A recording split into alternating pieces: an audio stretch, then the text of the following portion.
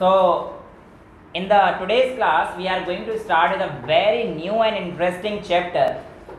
NCERT के according रहता है मूविंग चार्जेस एंड मैग्नेटिज्म, और कुछ बुक्स XYZ उनमें लिखा रहता है मैग्नेटिक इफेक्ट ऑफ करंट. सो आप कुछ भी ले सकते हैं, but it's very interesting chapter और बहुत ही एक नए फंडे के साथ हम लोग जो है इसको स्टार्ट करने जा रहे हैं.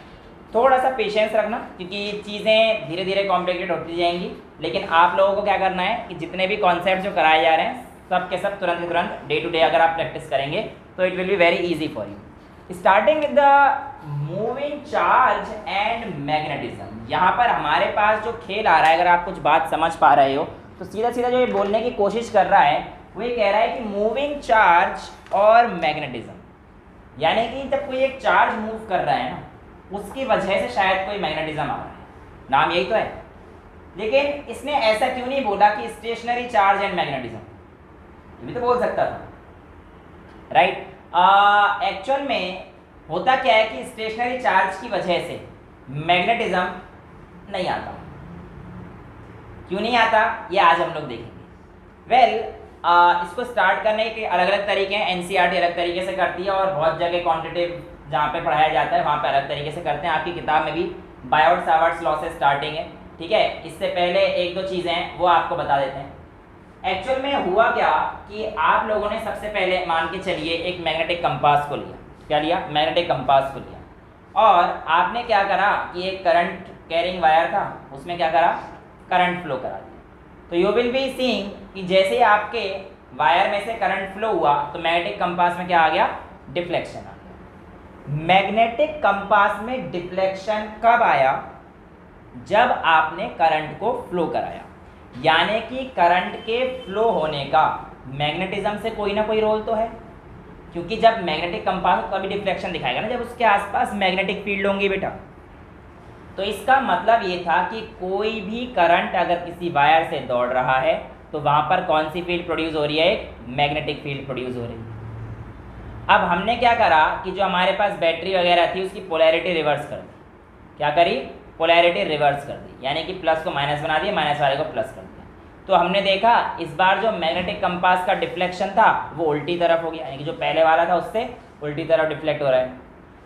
तो बड़ा ही पंगा सा यहाँ पे लग रहा है कि यार ये डायरेक्शन चेंज करने पे ये मैग्नेटिक फील्ड भी चेंज हो रहा है क्या? ऐसा कुछ है ना. पर ये मैग्नेटिक फील्ड वगैरह ये सब क्या चीज़ें हैं, कैसे आती हैं, क्या होती हैं, कौन सी डायरेक्शन होती है, ये सारी चीज़ें हम लोग इस चैप्टर में देखने वाले हैं. Without wasting the time we will be starting with the first topic, Biot Savart's law. और बायो-सावर्ट्स लॉ क्या कहता है? ये लॉ किसके बारे में बात करता है? आइए जानकारी ले लेते हैं. इसने कहा था कि अगर आपके पास एक कोई भी वायर है जिसमें से आपका करंट जा रहा है I. क्या जा रहा है? I करंट जा रहा है. अच्छा, इसकी बात बाद में कर लेते हैं. पहले मैं तुम्हें एक छोटे छोटे रूल बता दूं जिसके तुम्हें याद रखना, ठीक है. आप लोगों के पास एक आता है कि मैग्नेटिक फील्ड फाइंड करनी है किसी भी पॉइंट पर, XYZ किसी पॉइंट पर बोल देगा. तो आपके पास दो तीन रूल होते हैं, वो आप लोगों को लगाने आने चाहिए. एग्जाम्पल के तौर पर जैसे कि आपके पास ये आपका करंट कैरिंग वायर है और आपसे पूछता है कि इस पॉइंट O पर मैग्नेटिक फील्ड कितना किस डायरेक्शन में होगा, अंदर है या बाहर है. तो आप लोग क्या करते हैं बेटा? इसके लिए राइट हैंड थंब रूल लगाते हैं. थंब को डायरेक्शन ऑफ करंट पकड़ लीजिए और कर्लिंग ऑफ फिंगर्स को देखिए कि वो किस तरफ जा रही है. अगर कर्लिंग ऑफ फिंगर अंदर है तो इसका मतलब हमारे पास मैग्नेटिक फील्ड कहाँ है? अंदर है. और अंदर वाली पोजीशन को बेटा हम लोग किससे रिप्रेजेंट करते हैं? क्रॉस से रिप्रेजेंट करते हैं. जहाँ पर भी आपको क्रॉस दिखा हुआ मिलेगा वहाँ पर आपका क्या साइन है? इनवर्ड्स. नॉट नेसेसरी ऑलवेज कि सिर्फ मैग्नेटिक फील्ड के लिए हो. कोई भी चीज़ अगर अंदर जा रही हो, क्रॉस लिखा हो, तो चीज़ क्या जा रही है? उसकी अंदर जा रही है. इसका मतलब ये होता है. अगर मैं इसी O पॉइंट को इधर कर देता हूँ तो यहाँ पर देखिए बेटा, करंट की डायरेक्शन में आप इसको पकड़ेंगे, आप कर्लिंग ऑफ फिंगर्स कीजिए, पर इस पॉइंट पे आएंगे तो आपको बाहर आना पड़ रहा है. दिख रहा है? यहाँ पे आपको आना पड़ रहा है, तो कर्लिंग ऑफ फिंगर से ऐसे घूम के और O पॉइंट पे बाहर आएगी ना मेरी फिंगर. समझ पा रहे हो? तो इसका मतलब क्या हो गया कि आपके पास मैग्नेटिक फील्ड क्या है? आउटवर्ड. ठीक है. और आउटवर्ड को हम लोग सर्कल के अंदर एक छोटे से डॉट से रिप्रेजेंट करते हैं. तो ये इनवर्ड का साइन है और ये आउटवर्ड का साइन. नेक्स्ट थिंग हमारे पास जो आएगा एक रूल छोटा सा जो इसमें हम लोग लगा सकते हैं, वो आता है अपना राइट हैंड पाम रूल। सबसे बढ़िया रूल है, आसान सा रूल है। पाम रूल क्या कहता है आपसे, करंट की डायरेक्शन में अपना थंब रख दीजिए और अपने पाम को देख लो। अगर पाम अंदर जा रहा है तो आपका इनवर्ड हो गया, अगर पाम आपकी तरफ आ रहा है तो आपका आउटवर्ड हो गया। देखिए जैसे कि यहाँ पर ये देख लो, पाम किधर है, अंदर की तरफ जा रहा है, तो इसका मतलब आपकी जो मैग्नेटिक फील्ड है वो किधर है, अंदर है। इधर देखना जा रहा है इस पॉइंट पे, करंट की डायरेक्शन ये है, पाम किस तरफ आ रहा है, बाहर की तरफ आ रहा है, तो हमारे पास क्या आ रहा है, मैग्नेटिक फील्ड आपकी तरफ यानी कि आउटवर्ड। ठीक है, एक तरीका ये है। और एक तरीका है कॉर्क स्क्रू रूल। क्या है, cork screw rule. Cork screw rule को आप ऐसे समझिए कि आप लोगों ने अगर पेचकस चलाया होगा तो पेचकस चलाने पर अगर मैं किसी चीज़ को ऐसे घुमाता हूँ, ऐसे यानी कि क्लॉकवाइज मैनर में, तो क्लॉकवाइज घुमाने पर चीज़ें अंदर जाती हैं। तो जब भी कोई चीज़ मैं क्लॉकवाइज रोटेशन जा रहा हूँ तो मेरे पास मैग्नेटिक फील्ड किधर जाएगी, अंदर जाएगी, राइट। और अगर एंटी क्लॉकवाइज घुमा रहा हूँ तो मेरे पास क्या हो रही है, वो चीज़ बाहर आ रही है यानी कि आउटवर्ड आ रही है। बट ये हमारे पास कहाँ लगाएंगे उसको भी थोड़ी देर में समझने वाले हैं। ठीक है, अब आ जाते हैं बायोट-सावर्ट्स लॉ पर। बायोट-सावर्ट्स लॉ हमसे कहता है कि अगर आपके पास एक करंट कैरिंग वायर है I और आपको किसी एक पॉइंट O पर मैग्नेटिक फील्ड निकालनी है, तो आप मैग्नेटिक फील्ड कैसे निकालेंगे और इनका क्या रिलेशन होता है। तो बायोट-सावर्ट्स ने कहा इस पॉइंट पर लगने वाला मैग्नेटिक फील्ड डायरेक्टली प्रोपोर्शनल होता है टू द करंट जो इस वायर में जा रहा है। डायरेक्टली प्रोपोर्शनल होता है टू द, अब यहाँ पर देखो ये एक्चुअल में क्या है कि मैं पूरे वायर जो है एक अनसिमेट्रिकल सा है, तो मैं क्या करके चलता हूँ कि एक छोटा सा एलिमेंट ले लेता हूँ यहाँ पर। ठीक है, करंट कोई डायरेक्शन नहीं होती करंट की, you know that very well कि करंट एक कैसी क्वांटिटी है, ना स्केलर है ना वेक्टर है, वैसे तो टेंसर क्वांटिटी है। बट यहाँ पर जो हमें चीज़ें चाहिए, ये क्या चाहिए हम लोगों को, वेक्टर क्वांटिटी की चाहिए, क्योंकि मैग्नेटिक फील्ड एक वेक्टर क्वांटिटी है। तो अब हम लोग क्या करते हैं कि करंट की डायरेक्शन में एक हमारे पास छोटा सा लेंथ एलिमेंट रहता है, जिसे हम लोग DL नाम देते हैं। जब करंट की हमारे पास डायरेक्शन आ गई और DL लेंथ आ गया, तो DL लेंथ हमने इसी डायरेक्शन में लिया करंट की, तो बेसिकली हमारे पास इसकी वजह से क्या बन जाती है, चीज़ें वेक्टर फॉर्म में आ जाएंगी। ठीक है, तो अब हमारे पास क्या होने वाला है कि इस O पॉइंट पर बेटा आपके पास ये यहाँ से R डिस्टेंस की दूरी पर, किस डिस्टेंस की दूरी पर है, R डिस्टेंस की दूरी पर। और ये जो R है यानी कि भाई डिस्टेंस है जो आपके पास ये पॉइंट है, ये इस DL यानी कि इस एलिमेंट से छोटे से पार्ट से लेट से कोई एंगल बना रहा है थीटा। ठीक है, इतना हम लोगों ने ले लिया है। तो यहाँ पर बायोट-सावर्ट्स लॉ कहता है कि जो मैग्नेटिक फील्ड है डायरेक्टली प्रोपोर्शनल है I के, डायरेक्टली प्रोपोर्शनल है आपके पास DL के, और डायरेक्टली प्रोपोर्शनल है थीटा के, और inversely proportional to the square of the distance जहाँ पर आपको निकालनी है और इस एलिमेंट से। तो B inversely proportional to 1/r²। जब आप इन दोनों को कंपेयर कर देंगे तो आपके पास basically directly proportional sine theta के था। ठीक है, तो अभी ये यहाँ से करेंगे तो ज़्यादा अच्छे समझ में नहीं आएगा, अभी हम लोग इसको एक और तरीके से करेंगे तो और अच्छे से आपको समझ में आ जाएगा, बट ये बुक में लिखा रहता है तो ये मैं आपको बता देता हूँ। ठीक है, तो यहाँ पर हमारे पास आ जाएगा B is directly proportional to I times DL sine theta by r², right. और जब आप इसको हटा देंगे तो आपके पास क्या आएगा, एक कांस्टेंट आएगा, प्रोपोर्शनल को हटाते टाइम कांस्टेंट आता है, तो आपके पास B की वैल्यू आ जाएगी μ0/4 pi I dot IDL sign theta by r²। तो बेटा हमारे पास एक्चुअल में ये वैल्यू आप लोगों के सामने निकालने के लिए आ जाती है। तो आपसे बोलता है कि भाई बताओ 10 मीटर की दूरी पर 30 डिग्री पे रखा हुआ है तो उसकी मैग्नेटिक फील्ड कितनी आएगी, तो आप लोग इससे निकाल लेते हैं। बट अगर मैं बोलूँ कि इसका वेक्टर फॉर्म लिखिए, तो आप वेक्टर फॉर्म किस तरीके से लिखेंगे ये आपको आना चाहिए, और इवन इस डेरिवेशन को हम लोग वेक्टर फॉर्म से भी लेके आ सकते हैं। एक्चुअल में vector forms of Biot Savart's law आपसे कहता है B is equals to μ0/4 pi I cross DL, I μ0 into I upon ये, और यहाँ पे आता है बेटा DL cross R, I cross DL नहीं है यहाँ पे, dl क्रॉस r। अब इसको ध्यान समझेंगे, अपॉन में r, ये आपके पास क्या है बेटा, इसकी वेक्टर फॉर्म। एक्चुअल में हम लोगों को अगर ये देखना है तो आपको मैंने क्या बोला था अभी, एक कॉर्क स्क्रू रूल, राइट। पहले तो इस चीज को समझना, dl क्रॉस r ही करना, r क्रॉस dl मत कर देना, क्योंकि वेक्टर में अगर आप लोग क्रॉस प्रोडक्ट को चेंज करते हैं तो आपके आंसर चेंज हो जाएंगे। क्यों? कि dl cross r, let's say अगर मेरे पास z डायरेक्शन में आ रहा है तो r क्रॉस dl बेटा माइनस z डायरेक्शन में आ जाएगा और आपका आंसर गलत हो जाएगा। इसलिए क्रॉस प्रोडक्ट जैसा है उसको ऐसे ही रहना देना, और dl क्रॉस r ही आप लोगों को हमेशा करना है। dl क्रॉस r का मतलब है इस dl से आपको r की तरफ जाना है। अब आप देखिए dl से r की तरफ जब जा रहे हैं तो इस पॉइंट के लिए आप क्लॉकवाइज जा रहे हैं, तो कॉर्क स्क्रू रूल के अकॉर्डिंग इस पॉइंट पे आपके पास जब dl क्रॉस r से जाएंगे तो मैग्नेटिक फील्ड किधर जाने वाली है, अंदर जाने वाली है। तो dl cross r basically dl पे रखो और r की तरफ घुमा दो, ठीक है। तो हमेशा आपको dl क्रॉस r ही करना है। दूसरी चीज आप लोगों को यहाँ पर ये पता होना चाहिए था बेटा कि अगर मैं किसी का भी क्रॉस प्रोडक्ट लेता हूँ तो वो क्रॉस प्रोडक्ट हमारे पास साइन के फंक्शन के साथ वेरी करता है और डॉट प्रोडक्ट हमारा कॉस के फंक्शन के साथ वेरी करता है। तो अगर मैं इसको खोल देता हूँ तो मेरे पास जो b आएगा, b is equals to mu not I dl cross r को क्या लिख सकते हैं बेटा हम लोग, dl r साइन थीटा लिख सकते हैं, dl r sine theta upon में 4 पाई r स्क्वायर, एक r से एक r चला जाएगा, क्यूब है तो ये r स्क्वायर बचेगा। तो आपके पास final value mu naught I dl sine theta upon 4 pi r square, ये वैल्यू आप लोगों ने सेम तरीके से निकाल दी है। This is the vector form of Biot Savart's law, और इस तरीके से आप किसी का भी मैग्नेटिक फील्ड निकाल सकते हैं, ठीक है। यहाँ तक आप नोट कीजिए, उसके बाद अगले टॉपिक पे चलते हैं।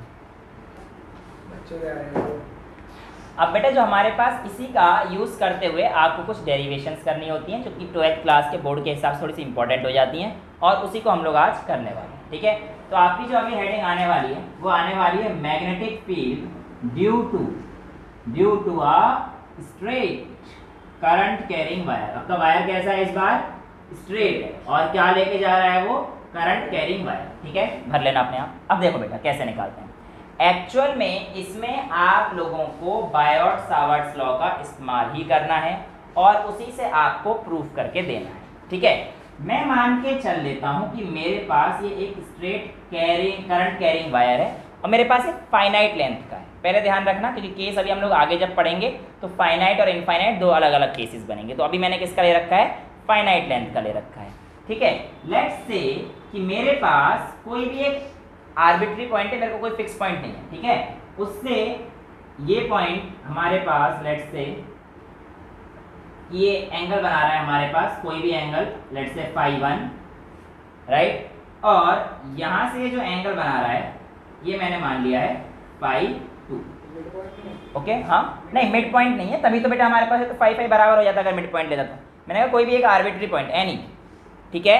अब यहाँ पर मैं क्या करने वाला हूँ कि जो पिछली कहानी करी है, एक स्मॉल एलिमेंट dl लेने वाला हूँ और मैं इस पॉइंट पर एक स्मॉल एलिमेंट dl ले रहा हूँ, और ये dl यहाँ से बेटा l डिस्टेंस की दूरी पर, इस पॉइंट से o पॉइंट से ये वाली डिस्टेंस है हमारे पास इतना है l। अब आपको पता है कि ये वाला जो एंगल है ये तो हमारे पास रोल प्ले करेगा ही करेगा, और अब यहाँ पर जो एंगल बना let's say this is theta, ये वाला जो एंगल फाई 2 तो आप समझ गए पूरा वाला एंगल है, और ये जो इस एलिमेंट के साथ ये वाला यहाँ पर जो एंगल बन रहा है थीटा बना है। अब ये वाला एंगल कितना होगा, आप ये बात तो सीधे सीधे जानते हैं कि यहाँ पर तो एक परपेंडिकुलर ही आया होगा, तो ये वाला एंगल जो हमारे पास होगा ये 90 होगा। तो what will be this angle, 90 minus theta, कि हमारे पास इतना तो तुम जानते ही हो 90 90 180 angle sum property 90 minus theta हमारे पास ये लग गया है, राइट। अब आपकी मर्जी है, आप कुछ भी उठा लीजिए। लेट्स से ये डिस्टेंस r थी और ये डिस्टेंस x थी, राइट। अब बायोट-सावर्ट्स लॉ के अकॉर्डिंग हमारे पास चीज़ें क्या होती हैं कि यहाँ से यहाँ तक का जो एलिमेंट है, भैया हमारे पास एक एलिमेंट है और ये एक्सिस्टेंस की दूरी पर है, और लेट से एट पॉइंट ओ मैंने दे दिया, क्या दे दूँ, पी दे देता हूँ। एट पॉइंट पी मुझे क्या कैलकुलेट करना है बेटा, आपका मैग्नेटिक फील्ड कैलकुलेट करना है। तो कैसे करेंगे, देखिए, using Biot Savart's law at point P we have B is equals mu not I D L sine किसका 90 minus theta, sine 90 minus theta, और अपॉन में एक्स स्क्वायर, चलेगा, ठीक है। अब ये आपको पता होना चाहिए 9th क्लास की बातें, साइन 90 माइनस थीटा क्या होता है बेटा, कॉस थीटा होता है। तो आप लोगों के पास मैं लिख सकता हूँ b is equals to mu not I D L cos theta by x square बन जाएगा बेटा। यहाँ तक तो कोई प्रॉब्लम नहीं आनी चाहिए, हम लोगों ने सीधे सीधे सिंपल बायोट सावर्ट्स लॉ का इस्तेमाल किया है। हाँ बेटा बोलो, हाँ आप 4 पे आएगा बेटा, ये प्रॉब्लम तो आनी चाहिए। और म्यू नॉट अपॉन 4 पाई की वैल्यू फिक्स रहती है 10 की पावर -7 है ना, ये भी आप लोगों को पता होनी चाहिए। वैसे आप कोशिश करना कि इसकी वैल्यू को आप काटें, ठीक है। तो ये फ़ोन बजते रहने चाहिए, गर्लफ्रेंड का हो तो बाद में उठा लेना, पापा मम्मी का है तो उठा ले, हाँ कोई बात नहीं। तो किसका है बेटा, बेबी का, चाची बेबी है अच्छा ठीक है, वापस आ जाते हैं। Mu not upon 4 pi is equals to 10 की पावर -7, ठीक है। यहाँ पर आते हैं। अब बेटा हमें कुछ नहीं करना, कॉस थीटा की वैल्यू निकालनी आनी चाहिए। और यहाँ पर आपके पास कॉस थीटा आपके पास क्या हो जाएगा बेटा, बेस अपॉन हाइपो, ये बेस है ये हाइपो है, तो मैं लिख सकता हूँ यहाँ पर देखिए बेटा, cos theta is equals to base by x, तो r बाय एक्स हो जाएगा। तो basically x is equals to आप लिख सकते हो r बाय कॉस थीटा, चलेगा, कोई डाउट तो नहीं है। अच्छा, अभी इसी ट्रायंगल में OPA, इसे मैं क्या कर लेता हूँ, इस L को निकालने के लिए कुछ काम करता हूँ। tan थीटा लगा देता हूँ, क्योंकि मेरे पास क्या क्या है, P और B है, tan theta is equals to P by B, ठीक है, क्योंकि मेरे को L चाहिए ना बेटा। तो tan theta is equals to, perpendicular हमारे पास क्या दे रखा है बेटा, L, और बेस क्या हो जाएगा हमारे पास R, तो L बाय R हो जाएगा। तो L is equals to R times tan theta हो जाएगा, ठीक है। तो यहाँ पर बेटा आप लोगों को 2-3 चीज़ें आनी चाहिए, जो बेसिकली बायोलॉजी वाले हैं उनको थोड़ी सी दिक्कत होगी, बट कोई दिक्कत नहीं, आपको समझा देंगे, क्योंकि आपको बेसिक चीज़ें आनी चाहिए। यहाँ पर देखो L नहीं है, L की जगह DL। अब अगर मैं इसको डिफ्रेंशिएट करता हूँ इन टर्म्स ऑफ थीटा, तो हमारे पास DL बाय डी थीटा कितना हो जाएगा, सेक स्क्वायर थीटा, और ये डी थीटा पहुँच जाएगा। अच्छा इतना आता है, क्या बात है। तो DL is equals to sec square theta D theta, R भी लगता है, तो R लगा देंगे, R क्या देता है, R तो कांस्टेंट है ना, इसको हम बाहर, ठीक है, तो यहाँ पे लगा देना। तो DL की वैल्यू कितनी आ जाएगी बेटा, R sec square theta D theta आ चुकी है। यहाँ तक तो कोई दिक्कत नहीं है। इसके आगे आप लोगों को यहाँ पर जो वैल्यूज निकाली है, ये सारी वैल्यू पुट कर देनी है, और बहुत ही सिंपल तरीके से आपके पास फिर आपका आंसर आ जाएगा। तो म्यू नॉट आई DL की वैल्यू हमारे पास क्या है बेटा, R sec square theta D theta, R sec square theta D theta, cos theta को ऐसे रहने दीजिए, अपॉन में 4 पाई, बेटा x की वैल्यू क्या आई है हमारे पास, R बाय कॉस थीटा, तो आपके पास क्या आ जाएगा, R square by cos square theta. अभी देखिए 1 अपॉन कॉस स्क्वायर थीटा है, तो 1 upon cos square theta sec square theta से कट जाएगा, तो मैं इस सेक स्क्वायर थीटा को हटा देता हूँ और इस कॉस स्क्वायर थीटा को हटा देता हूँ, ठीक है। अब मेरे पास जो वैल्यू बचेगी वो आपके पास क्या बचेगी, b। अच्छा ये b नहीं आएगा, क्योंकि यहाँ पे हम लोग DL के ले रहे हैं, तो ये हमारे पास सब चीज dB कर देना, कि छोटे से एलिमेंट के ले रहे हैं, तो हमारे पास dB, तो ये dB हमारे पास कितना आ जाएगा, mu not I R cos theta D theta, upon में 4 पाई R स्क्वायर, एक R से एक R उड़ा दें, ठीक है। अब एक्चुअल में हमारे पास क्या है, mu naught I upon 4 pi R, इसको तो मैं बाहर ले लेता हूँ, बट इसको इंटीग्रेट करना पड़ेगा, क्योंकि हमारे पास dB तो एक छोटे से एलिमेंट के से आया है, और पूरे अगर वायर पे निकालना है तो मेरे को क्या करना पड़ेगा बेटा, इंटीग्रेट करना पड़ेगा। और इंटीग्रेट कहाँ से करेंगे, ये वैल्यू आपको पता होनी चाहिए। अब एक्चुअल में अगर आप लिमिट देखोगे, तो ये देखो बेटा, यहाँ से यहाँ तक की एक लिमिट है, और यहाँ से यहाँ तक की लिमिट है। अपर लिमिट इसकी π1 जा रही है, ऊपर की लिमिट मैं इस पॉइंट पे अगर रेफरेंस ले लेता हूँ, तो अपर लिमिट में π1 ले लेता हूँ और lower limit π2, but lower limit की आपको डायरेक्शन दिख रही है तो वो ऑपोजिट है, तो इसलिए हम लोग उसे करेंगे -φ2 लेंगे बेटा। तो -φ2 से आप +φ1 तक जा रहे हैं, तो लोअर लिमिट आपकी क्या रहेगी -φ2 और अपर लिमिट क्या रहने वाली है आपकी +φ1, राइट। तो यहाँ पर आप लोग इसे इंटीग्रेट कर दीजिए, तो you will be having dv का integration b is equals to mu not I upon 4πr। इसका कुछ करेंगे नहीं। cos थीटा का इंटीग्रेशन क्या होता है बेटा sin theta, simple sin theta, right. Minus sine नहीं होता, साइन का माइनस कॉस होता है इंटीग्रेशन। तो हमारे पास यहाँ पर क्या आ जाएगा sin थीटा, और इसकी वैल्यू हम लोग कहाँ से कहाँ पे कर देते हैं फटाफट से -φ2 से φ1 तक। तो इसकी वैल्यू पुट कर दीजिए आप, तो आपके पास आंसर कितना आ जाएगा b is equals to mu not I upon 4πr। यहाँ पर sin थीटा 1 यानी कि sin φ1 माइनस sin φ2 माइनस का प्लस का आ जाएगा ना, sin φ1 माइनस ऑफ sin φ2। तो हमारे पास कितना आ जाएगा प्लस आ जाएगा। तो आपके पास b नेट की वैल्यू कितनी आएगी mu not I upon 4πr sin φ1 plus sin φ2। अब यहाँ पर आप लोग इनका इस्तेमाल करके मैग्नेटिक फील्ड निकाल सकते हैं। जो ध्यान देने वाली बात है वो क्या है कि हम लोगों ने माना था इससे x से, लेकिन रिजल्टेंट हमारे पास आया ये, यानी कि किसी भी पॉइंट पर आप लोगों को मैग्नेटिक फील्ड निकालने के लिए हमेशा परपेंडिकुलर डिस्टेंस का इस्तेमाल करना है। अगर आपके पास अवेलेबल है तो आप परपेंडिकुलर डिस्टेंस को इस्तेमाल कर लीजिए, और अगर अवेलेबल नहीं है तो परपेंडिकुलर डिस्टेंस बना लीजिए बाय कंस्ट्रक्शन। बट आप लोगों को इस्तेमाल किसका करना है हमेशा परपेंडिकुलर डिस्टेंस का। तो this is how there is a magnetic field due to a straight current carrying wire. अब हम लोग इसके और थोड़े अलग अलग टाइप्स करते हैं, इतना आप नोट कर लीजिए।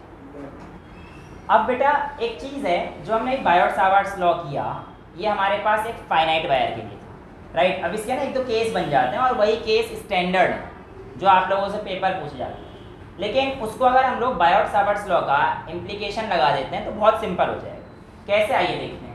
मेरे से कहता है आपके पास स्ट्रेट कैरिंग करंट वायर का कितना आया था बेटा b is equals to mu not upon 4πi/r sin φ1 plus sin φ2, यही आया था। क्लियर है। अब मैं क्या करने जा रहा हूँ कि मेरे पास जो वायर है ये कैसा है बेटा इनफाइनाइट है, और अगर इनफाइनाइट है तो लेट्स से कि मेरे पास वही कहानी है। बट मैं मान के चलता हूँ कि यहाँ से इस बार जो मेरा एंगल है ये φ1 हो गया। अब कुछ भी बना देता हूँ मैं, क्योंकि ये तो इनफाइनाइट वायर है, कहीं से भी एंगल तो मैं लेके चल सकता हूँ। और अगर मैं यहाँ से ये φ2 बना देता हूँ, तो मैं कह रहा हूँ आपके पास कि इन्फिनिटी, अगर ये इनफाइनाइट वायर है तो इस इनफाइनाइट वायर की वजह से मैग्नेटिक फील्ड कितना होगा, बड़ी दुविधा आ जाएगी। क्योंकि ऐसे अगर हम लोग इंटीग्रेशन लेंगे तो कहाँ का लें, या तो फिर आप माइनस इन्फिनिटी से माइनस, पर हमें तो लेना इसका है वैल्यू, तो ये वैल्यू तब हमें नहीं मिलेगी। वायर का थोड़ी इंटीग्रेट किया था हमने, φ1 और φ2 को इंटीग्रेट किया था, वो कंडीशन आपकी बात ठीक थी एक तो। बट इस बार हम लोग फाई का इंटीग्रेशन करना है, समझ रहे हो, एल का इंटीग्रेशन नहीं करना है, फाई का इंटीग्रेशन करना है। हाँ, अब ये वैल्यू आप लोगों को -90 से +90 कैसे है, आइए इस चीज़ को समझ लेते हैं। एक्चुअल में क्या है, मान के चलिए मेरे को फाइनाइट वैल्यू पे निकालना है, इनफाइनाइट वैल्यू एक है, मैंने फिक्स पॉइंट ले लिया, ठीक है। लेट्स से मेरे को अगर इस पॉइंट पे कोई मैग्नेटिक फील्ड निकालनी थी, तो आपके पास फाई की वैल्यू कुछ इतनी होगी, यानी कि एंगल ऐसा कम है।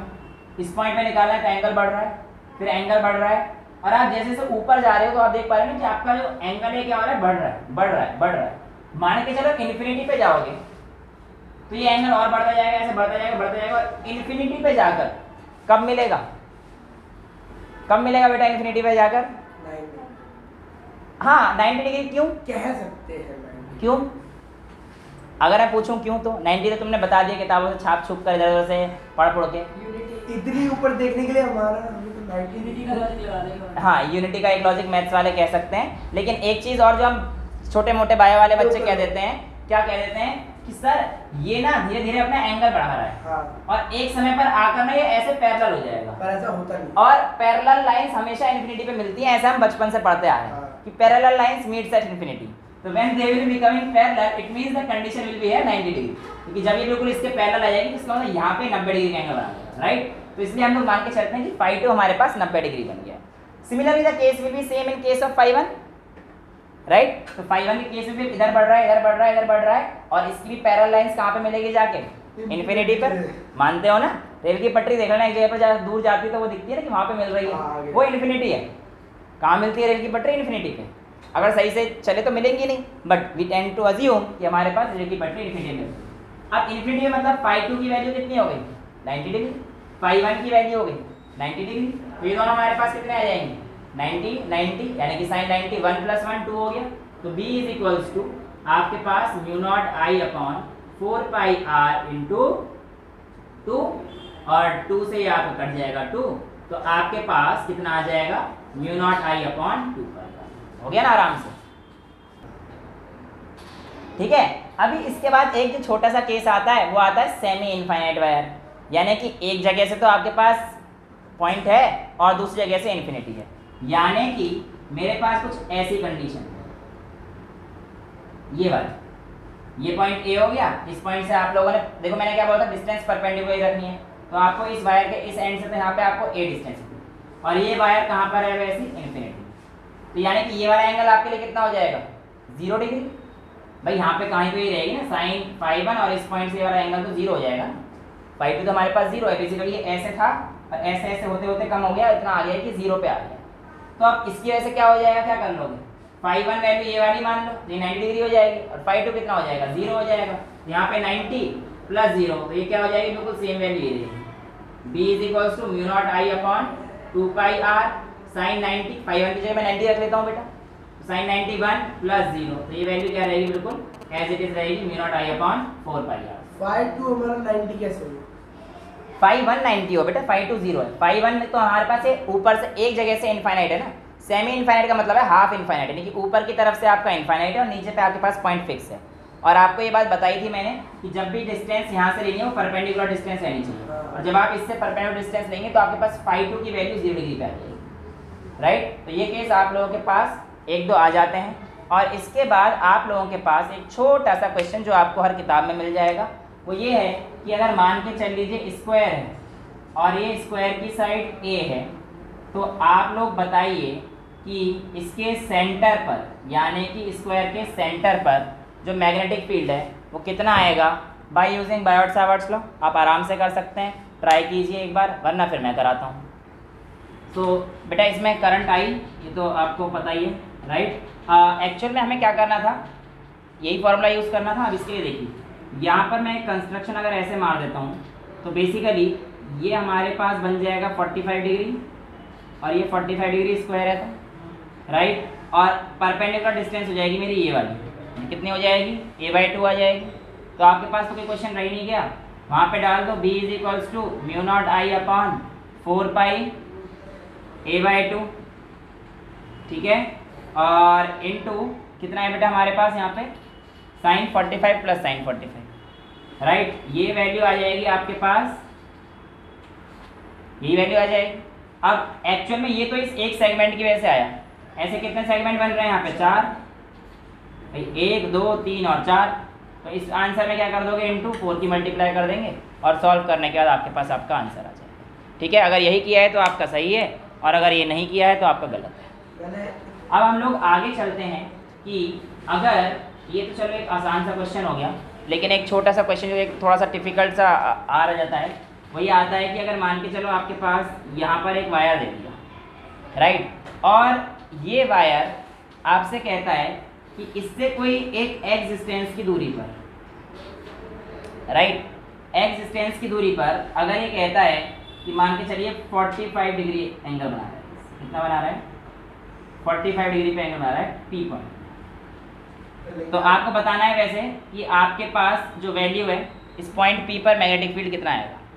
बेटा इसमें एक छोटा सा ऐड ऑन करना कि आपके पास जो यहाँ से ये पॉइंट है ना, ये वाला एंगल आपका 30 डिग्री पे, ठीक है। ये जो पॉइंट आ रहा है ये आपके पास 30 डिग्री पे एक पॉइंट इधर भी आ रहा है, ठीक है। अब करिए इस क्वेश्चन को। अब बेटा ऐसे क्वेश्चन आप लोगों ने कर तो दिया होगा कि यहाँ पे आप लोगों ने एक लाइन खींची होगी और उसके बाद डिस्टेंस d मान ली होगी, और उसके बाद डिस्टेंस को रख के जो भी दो एंगल लेके 45 और 30, अगर ऐसे किया है तो आपका आंसर गलत है। पहली बात, आपके पास वायर यहाँ से लेकर यहाँ तक का था, तो ये परपेंडिकुलर डिस्टेंस नहीं है, तो आपको सबसे पहले तो परपेंडिकुलर डिस्टेंस लेनी पड़ेगी। लेट्स से ये डिस्टेंस x दूरी पर है इस वायर को जब मैंने प्रोड्यूस किया उससे। मैंने आपको बताया था अगर ऐसा केस ना हो तो आप प्रोड्यूस कर देना वायर को अपनी मर्जी से, राइट। जब आपने बेटा इसको प्रोड्यूस किया तो आपके पास क्या मिला कि आपके पास ये परपेंडिकुलर डिस्टेंस x कैसे निकाल लेंगे, इससे आ जाएगा x इज इक्वल टू कितना आ जाएगा, बेस अपॉन हाइपो। भैया तो हमारे पास 90 डिग्री का बन रहा है, तो हमारे पास क्या है, बेस परपेंडिकुलर हाइपो, तो cos 30 is equals to x by d, तो x इज इक्वल्स टू हमारे पास कितना आ जाएगा, d times cos theta, right. तो हमारे पास इसमें जो वैल्यू रहती है r की जगह मैं क्या डाल सकता हूँ, d टाइम्स cos थीटा डाल सकता हूँ, और cos थीटा की वैल्यू आपको पता है, तो आप फटाफट से b is equals to mu not I upon 4 pi times d cos theta into sine 45 plus sine 30। अच्छा, ये आपके पास जो आंसर आएगा ये गलत हो जाएगा। रीज़न क्या है कि जो साइन 30 है ये आपके पास इसी तरफ जा रहा है, मतलब उसी एंगल में जा रहा है जिस तरफ आप प्रोजेक्ट कर रहे थे, लेकिन ऐसा हमने किया नहीं था अपने डेरिवेशन में। अगर मैं φ2 ऊपर की तरफ ले रहा था तो मेरा φ1 नीचे की तरफ जा रहा था, तो यानी कि इस 30 डिग्री को तो मैं ले ही नहीं सकता ना। जो मेरे पास एंगल आएगा वो कितना आएगा कि आपको उल्टी डायरेक्शन में जाना है। अब ये वाली डायरेक्शन छोड़ देना और यहाँ तक आपको पहुँचना है, तो यहाँ से शुरू करोगे तो ये पहुँचना है, और तब तक पहुँचना है जब तक आप उस वायर के पास दोबारा नहीं आ जाते, क्योंकि आपके पास φ1 की वैल्यू तो ये है, ठीक है, ये तो आपके पास ऊपर जा रही है, पर दूसरी वैल्यू आपके पास नीचे जानी चाहिए थी ना, क्योंकि हम लोगों ने ये तो सीखा था अभी, -φ1 से किया था। क्यों किया था, क्योंकि -φ1 नीचे आ रहा था बेटा एंगल, φ2 ऊपर जा रहा था, तो यहाँ पर भी तो बेटा आपको माइनस का ही लेना पड़ेगा नीचे की तरफ। तो अगर ये 30 है तो ये वाला जो एंगल आएगा वो कितना आ जाएगा, 360 में से 30 माइनस करना पड़ेगा, समझ पा रहे हो। तो बायो वाले थोड़ा सा और ध्यान दें, क्योंकि यहाँ पर एक और वैल्यू आ रही है, 4 पाई डी कॉस थीटा की वैल्यू आपके पास cos 30 √3/2 होती है, साइन 45 तो ऐसे ही रहेगा, साइन 30 को हमें क्या लिखना पड़ेगा, sine of 360 minus theta plus sine of 360 minus 30। बेटा जिनको नहीं पता है उनके लिए sine 360 minus theta minus sine theta होता है, बेसिकली ये फोर्थ क्वाड्रेंट में आ रहा है, 360 माइनस थीटा फोर्थ क्वाड्रेंट में आ रहा है, और फोर्थ क्वाड्रेंट में साइन नेगेटिव होता है, ठीक है। तो यहाँ पर आप लोगों के पास क्या आ जाएगा, b is equals to mu not I upon 4 pi d cos 30 sine 45 minus sine 30। इसको आप सॉल्व कर देंगे तो आपके पास आंसर आ जाएगा। तो बस जब यहाँ वाले केस ऐसे दे रखे होते हैं, इसमें आपको ध्यान देना पड़ता है कि आपके पास जो वायर की एलोंगेशन आपने करी है, एक तो वो परपेंडिकुलर के साथ कितना एंगल बना रही है, प्लस वो एंगल को आपको दोनों ऑपोजिट डायरेक्शन में रखना है, यानी कि अगर φ1 ऊपर जा रहा है तो φ2 आपको नीचे से ही लेना पड़ेगा, ठीक है। अगर आप ऐसा नहीं करते हैं तो आप गलत हैं और आपके आंसर्स गलत आएंगे, क्योंकि आप इसको प्लस कर देंगे, 45 प्लस 30 करेंगे तो आपका आंसर ऑब्वियसली पता है आपको गलत आना है, क्योंकि आंसर हमारा माइनस में है। और कॉम्पिटिशन वाले क्वेश्चन में एक ऑप्शन ऐसा जरूर दे रखा होगा जिसको प्लस करके एक आंसर डाल रखा होगा, तो ABCD में से आप B लगाएंगे और आपका कट जाएगा, क्योंकि ऑप्शन C था, क्योंकि C वाला माइनस करके आया था और B वाला प्लस करके आया था। Okay, so this is the difference, how will be dealing the questions in Biot-Savart's law. फटाफट से आगे चलें। अब जो हमारे पास अगला टॉपिक है वो है magnetic field due to a circular current loop, यानी कि इस बार जो आपके पास पिछली बार वायर था वो स्ट्रेट था, इस बार हमारे पास कहानी कैसे आने वाली है, सर्कुलर लूप की आने वाली है। देखो इसमें आपको एक डायरेक्शन दे देगा, मान के चलिए हमारे पास जो डायरेक्शन थी वो कुछ इस तरीके से, राइट। अब आपको कह देगा कि बताओ इसके सेंटर पर मैग्नेटिक फील्ड कितनी होगी। तो सबसे पहले तो बेटा आपको जो है इनवर्ड और आउटवर्ड पता करना चाहिए। तो अगर करंट हमारे पास ऐसे जा रहा है, यानी कि एंटी क्लॉकवाइज जा रहा है, तो देखो अपने थंब को करंट डायरेक्शन में रखो और इस पॉइंट पे आओ तो कैसे आओगे, देखो इसके अंदर जाएगा और इससे बाहर आ रहा हो, समझ पा रहे हो, देखो ना, या तो इसके अंदर जाओ और ऐसे बाहर आएगा, अदरवाइज ऐसे रख लो। तो देख लो भैया इस पॉइंट पे जो है तुम्हारे पास थंब तो ऐसे जा रहा है, तो पाम आपका बाहर जा रहा है, बट जो राइट हैंड थंब रूल वाला है उसको ध्यान से रखेंगे, तो ऐसे रखोगे और इस पॉइंट पे हमारे पास बाहर की तरफ आ रहा है, किसी भी एंटी क्लॉकवाइज जा रहे हैं तो किसी पॉइंट से हर जगह सेम आएगा फिर, राइट। और अगर यही चीज़ अगर मेरे पास क्लॉकवाइज जा रही होती तो चेक करो क्या आ रहा है, अब अंदर की तरफ देखो, यहाँ से रख लो, ये देखो गया ना अंदर की तरफ, तो इसलिए आप लोगों के पास इस तरीके से इस्तेमाल करना होता है। अब आपसे पूछा है कि एक सर्कुलर लूप की वजह से मैग्नेटिक फील्ड कितना आता है। कोई दिक्कत नहीं है, आप लोगों को सिंपल सा बायोट सावर्ट्स लॉ का इस्तेमाल करके ये भी कहानी खत्म कर देंगे। कैसे, देखिए, यहाँ पर मेरे पास एक एलिमेंट मान लेंगे dl, राइट, और इसका जो सेंटर है O, लेट्स से ये r डिस्टेंस की दूरी पर, राइट। अब परपेंडिकुलर डिस्टेंस तो ये हो गया ना, ये तो हमारे पास परपेंडिकुलर डिस्टेंस हो गया। अब अगर मेरे पास इस dl की वेक्टर कैसे बनेगा बेटा, करंट I ऐसे जा रहा है, मैंने मान लिया, ठीक है, इसमें मैं dl का मल्टीप्लाई करूँगा, तभी तो बेटा इस पॉइंट पे देखो dl हमारे पास ऐसे टेंजेंट आता है, किसी पॉइंट पे भी निकाल लो, सब जगह सेम आएगा, किसी भी पॉइंट से निकाल सकते हो बेसिकली। तो तुम्हारे पास इस एक पॉइंट की वजह से इस पॉइंट पर आने वाला मैग्नेटिक फील्ड कितना होगा, तो आप कैसे निकालेंगे, B is equals to mu naught I dl sine theta by r square using Biot Savart's law. यही तो हम लोगों ने सीखा था।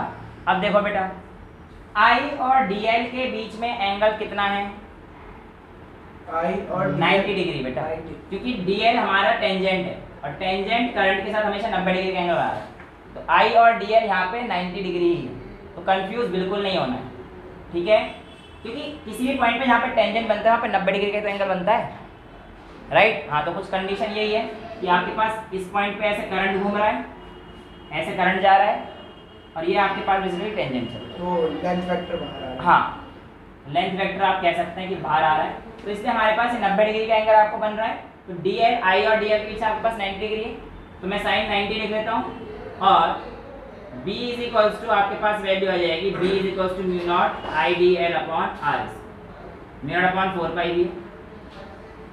अब बेटा आप लोगों को क्या करना है, म्यू नॉट, ये तो छोटी एलिमेंट की वजह से d भी आएगा, अब ये किसकी तरफ है, अंदर है बाहर है, करंट हमने क्लॉकवाइज दिया है, तो क्लॉकवाइज का मतलब अंदर है, तो आपको यहाँ पे लिखना पड़ेगा कि भैया हमारा करंट जो है अंदर की तरफ है, ये आप लिखना ना भूलें, पिछली बार ये भूल गए हो, सब में लगा देना डायरेक्शन, ठीक है।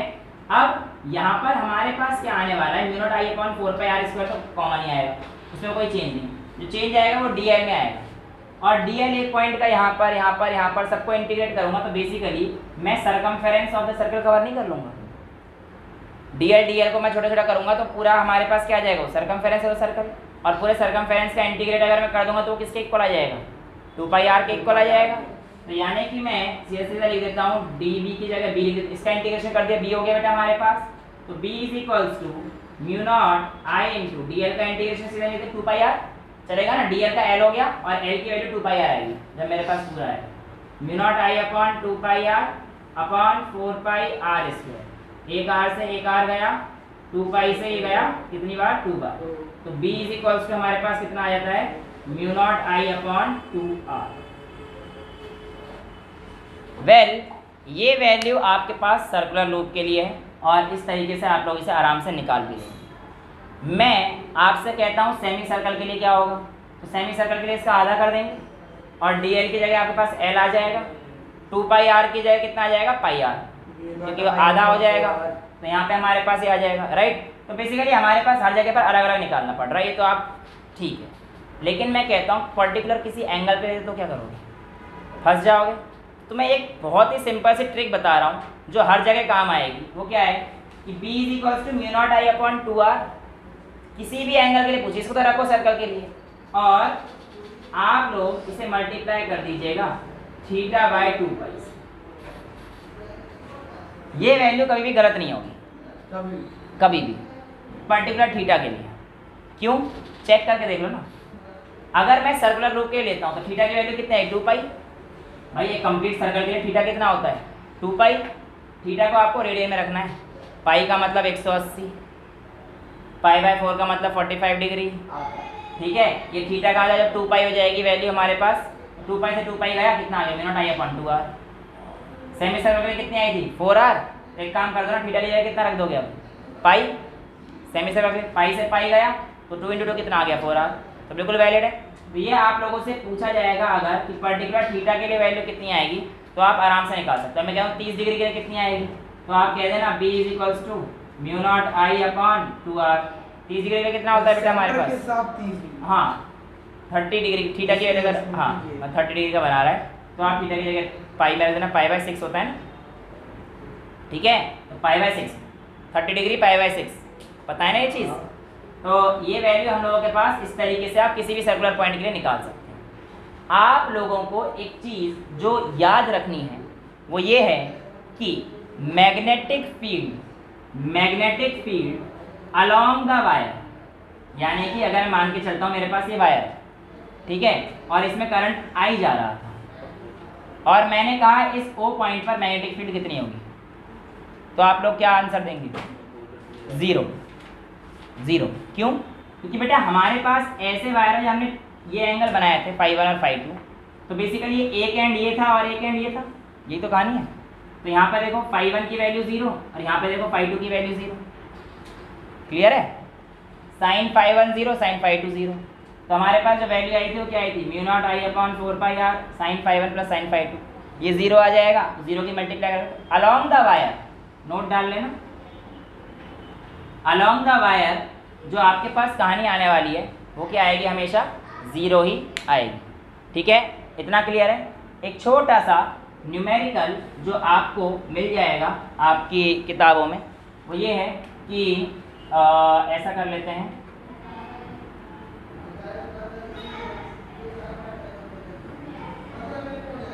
ये ऐसे दे दिया आपको, सेम है दोनों, ठीक है, ये वाली मतलब भावनाओं को समझना, डायग्राम को समझना। लेट से किसी एंगल थीटा पे है और आपसे कहता है जो आपका करंट गया है वो आई इधर गया है, ठीक है, और अब आपको पता ही है कि ऐसे जाएगा ऐसे जाएगा। अब इसकी वैल्यू किधर आएगी? इनवर्स डाल देना भैया ये इसके लिए। तो यहाँ पर भी आपको निकालना है और आई करंट ही आपका जो है इधर, ठीक है।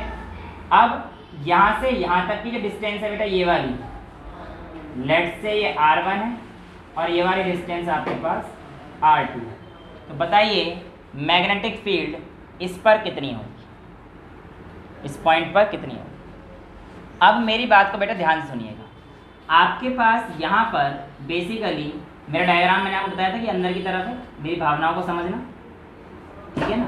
तो कहानी हाथ कुछ, रखो उस पे। अरे समझ जाओ ना यार, ऐसा सब। भावना मेरे को मिली नहीं है पर मेरी भावनाओं को समझो। चलो इधर देखते हैं कि ये वाली जो वैल्यू है थीटा की, ये तो अलोंग द वायर ही जा रहा है, तो इस पे और इस पे तो मैग्नेटिक फील्ड आपकी क्या हो जाएगी? 0। ये बात तो हमें पता है कि भाई इस पे और इस पे तो 0 होने वाली, इससे तो हमें कोई घंटा फर्क नहीं पड़ने वाला, जो फर्क पड़ेगा वो इससे पड़ेगा। अब जब मेरा इस तरफ गया तो मेरे पास इस पे O पॉइंट पर डायरेक्शन किस तरफ है?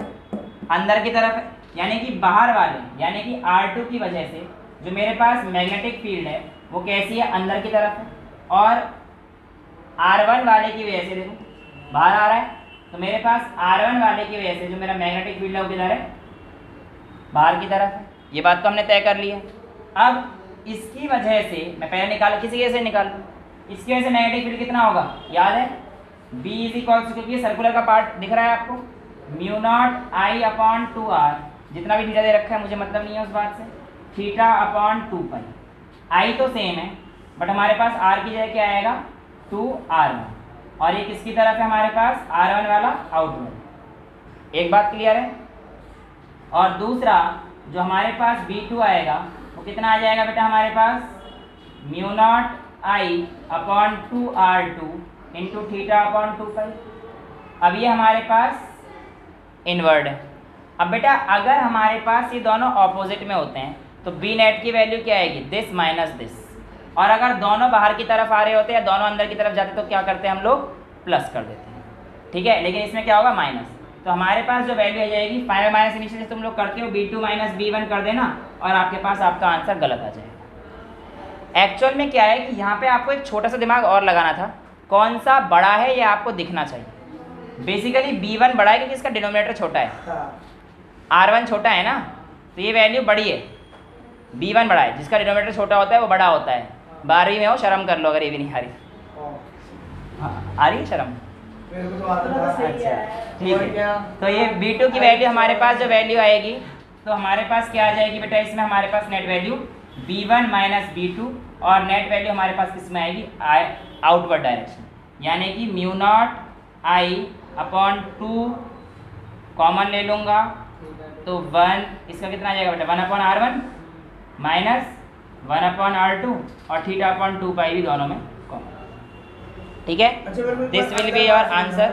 बेटा अंदर बाहर ऐसे समझना है, ज़्यादा अंदर बाहर मतलब इसके अंदर समझ ले कि ये वाला जो पोजीशन है इसके अंदर तू ऐसे रख ले। अब ये O पॉइंट पे जब तू आएगा तो बेटा तू ऐसे तो जा ही सकता है इस O पॉइंट पे, तू इसके अंदर जा रहा होगा तब जाके O पॉइंट पे आया होगा, और इसके केस में देख यहाँ से गया और तो इस O पॉइंट पे डायरेक्ट पहुँचा। ठीक है, तो ये हमारे पास नेट वैल्यू आउटवर्ड आ जाएगी, और इस तरीके से आप लोग क्वेश्चन करते हैं। हालांकि अभी इसके 3 डायमेंशनल क्वेश्चन और आते हैं, तो जब आप लोग अपना क्वेश्चंस करेंगे या अगली क्लास में उनको प्रैक्टिस कर लेंगे। आज के लिए लेक्चर इनफ है, हम लोगों ने सर्कुलर वाले कर लिए हैं, स्ट्रेट वायर वाला हो गया है। अगला टॉपिक हमारे पास जो है इसी की वजह से एक्सिस पे, सर्कुलर लूप की एक्सिस पे, यहाँ पर क्या होगा ये वाली चीज़ें हम लोग अगली क्लास में देखेंगे। ठीक है, so I hope it was enough for today, that's all for today, thank you so much.